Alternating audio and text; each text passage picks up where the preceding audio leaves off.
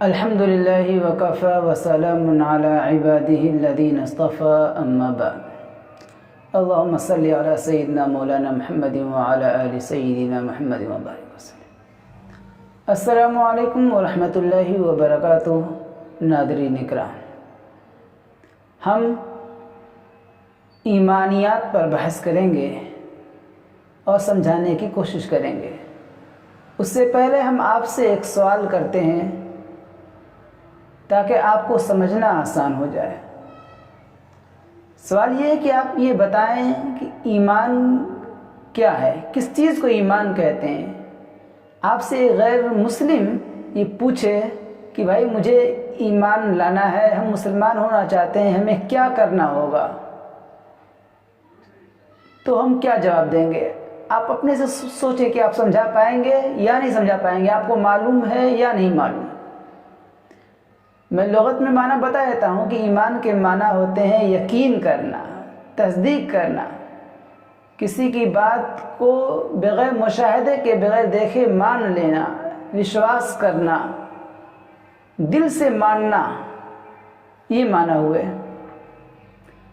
اب کن چیزوں کو دل سے ماننے کا نام ایمان ہے؟ ایسا تو نہیں ہے کہ کسی بھی چیز کو مان لینے کا نام ایمان ہے۔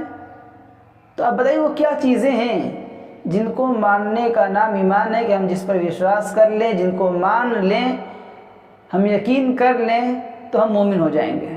یہ ایک سوال ہے، آئیے ہم بتاتے ہیں۔ یاد رکھیے، ایمان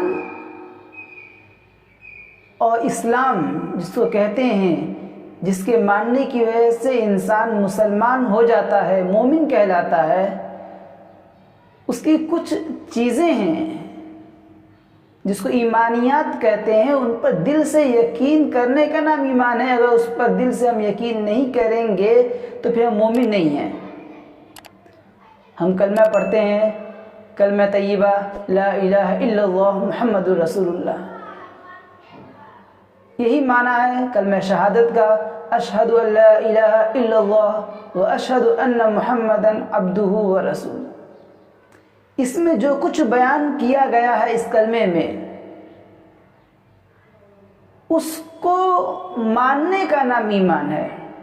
یعنی صرف کلمہ پڑھ لینے سے کوئی ایمان والا نہیں ہو جاتا، کوئی مسلمان نہیں ہو جائے گا، بلکہ مومن ہونے کے لیے اور مسلمان ہونے کے لیے ضروری ہے کہ وہ اس کے میننگ کو سمجھے، اس کے معنی کو، مفہوم کو سمجھے اور سمجھ کر اس پر یقین کرے، اس کو مانے، اس پر وشواس کرے، اس پر بلیو کرے، تو اس کو مومن کہیں گے۔ اور کل ایمانیات تو 7 چیزیں ہیں جس کا ذکر ایمان مفصل میں ہم آیا ہوا ہے، اور حدیث جبریل سے اسے لیا گیا ہے۔ وہ یہ آمنت باللہ وملائکتہ وکتبہ ورسولہ والیوم الآخر والقدر خیرہ وشرہ من اللہ تعالی والبعث بعد الموت۔ اس کو دوسرے کلمے کو اور پہلے کلمے کو ملائیں تو اس میں 7 چیزیں نکلتی ہیں۔ اس کے ماننے کا نام جو ہے ایمان ہے۔ جو ان 7 چیزوں کو مانے گا وہ مومن ہے، وہ مسلمان ہے، اور جو ان چیزوں کو نہیں مانے گا وہ مسلمان نہیں ہے۔ ان میں سے کسی ایک چیز کو بھی اگر کوئی نہیں مانتا تو وہ مسلمان نہیں ہے۔ وہ چیزیں کیا ہیں؟ اس کے لیے ہم سب سے پہلے ترجمہ دیکھتے ہیں، اس کی میننگ کو دیکھتے ہیں۔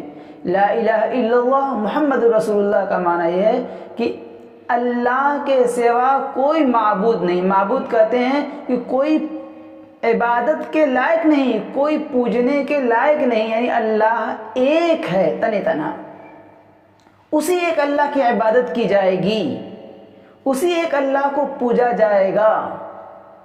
اور محمد رسول اللہ صلی اللہ علیہ وسلم، یعنی آج سے تقریباً 1450 سال پہلے مکہ میں، عرب ملک کے مکہ شہر میں ایک شخصیت پیدا ہوئی جو انسان تھے، وہ اللہ کے بندے تھے، بشر تھے۔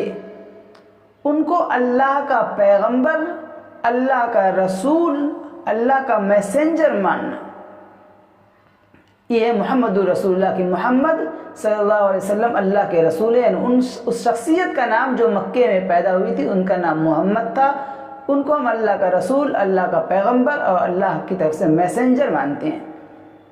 یہی ترجمہ ہے اشہد ان لا الہ الا اللہ و اشہد ان محمد عبدہ و رسولہ، کہ میں گواہی دیتا ہوں اس بات کی کہ اللہ کے سوا کوئی معبود نہیں، یعنی کوئی عبادت کے لائق نہیں، کوئی پوجنے کے لائق نہیں ہے، اور حضرت محمد صلی اللہ علیہ وسلم اللہ کے بندے اور اس کے رسول ہیں.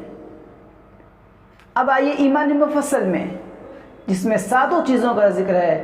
آمنت باللہ، میں مانتا ہوں اللہ کو، وملائکتی، اور میں مانتا ہوں اس کے فرشتوں کو، وکتبی، اور میں مانتا ہوں اس کی تمام کتابوں کو کہ وہ اللہ ہی کی طرف سے ہیں، ورسولی، اور میں اس کے تمام رسولوں کو مانتا ہوں، والیوم الآخر، اور آخرت کے دن کو مانتا ہوں، والقدر خیرہ وشرہ من اللہ تعالی، اور اس بات کو بھی مانتا ہوں کہ اچھی اور بری تقدیر اللہ ہی کی طرف سے ہوتی ہے، والبعث بعد الموت، اور مرنے کے بعد دوبارہ ہمیں زندہ ہونا ہے، اٹھنا ہے، اس کو مانتا ہوں.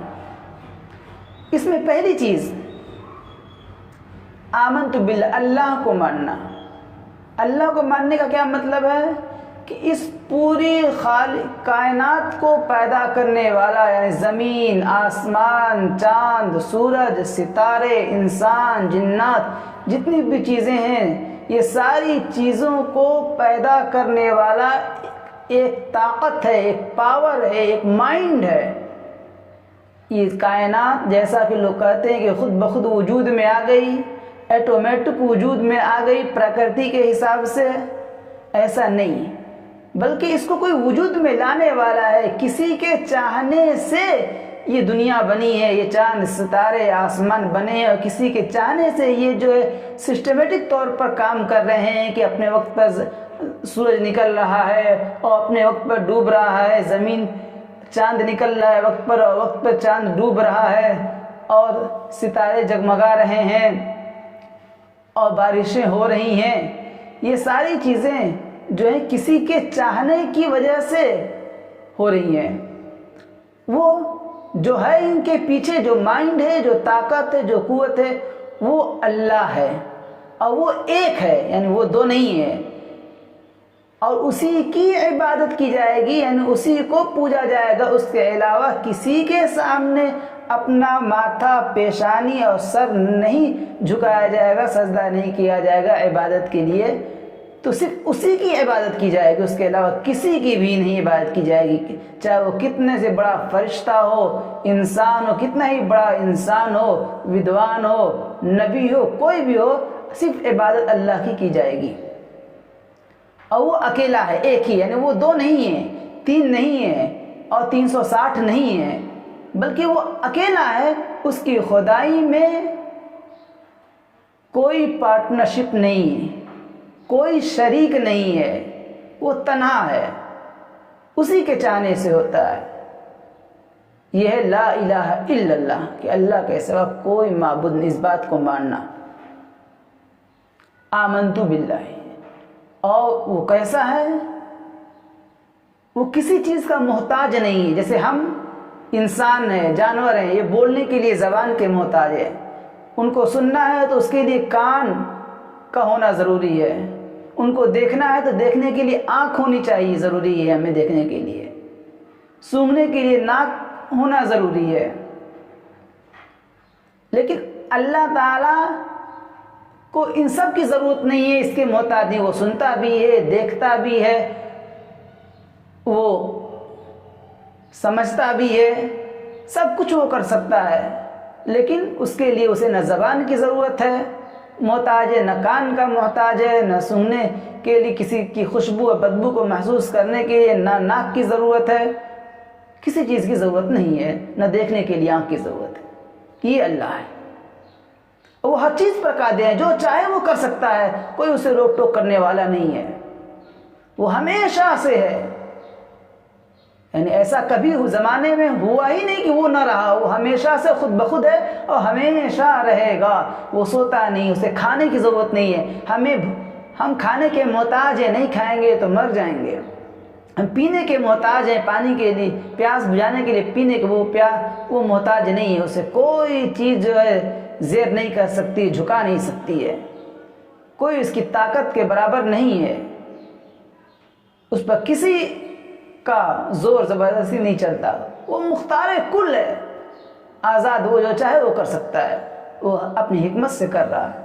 یہ ہے لا الہ الا اللہ، اللہ کے سوا کوئی معبود نہیں۔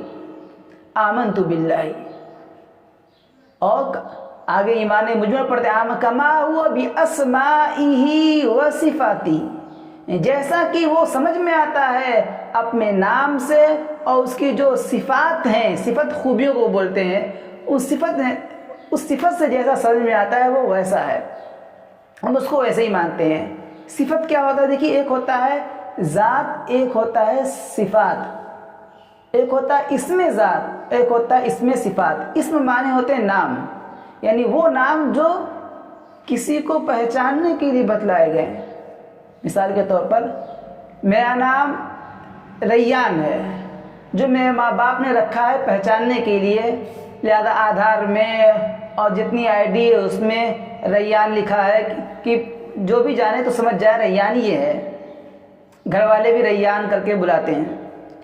تو یہ تو اس میں ذات ہے، میرا نام ہے خود کا، لیکن اس کے ساتھ اگر ہم نے قرآن حفظ اگر کیا ہے تو ہم حافظ بھی کہلائیں گے، میں علم دین کو ہم نے سیکھا ہے تو عالم بھی کہلائیں گے، اگر ہم افتاء کیے ہوئے ہیں تو مفتی بھی کہلائیں گے، اگر ڈاکٹر بن گئے تو ڈاکٹر بھی بولے جائیں گے، ڈاکٹر صاحب، انجینئر بن گئے تو انجینئر صاحب بھی بلائے جائیں گے، وکیل ہیں تو وکیل صاحب بھی بلائیں گے۔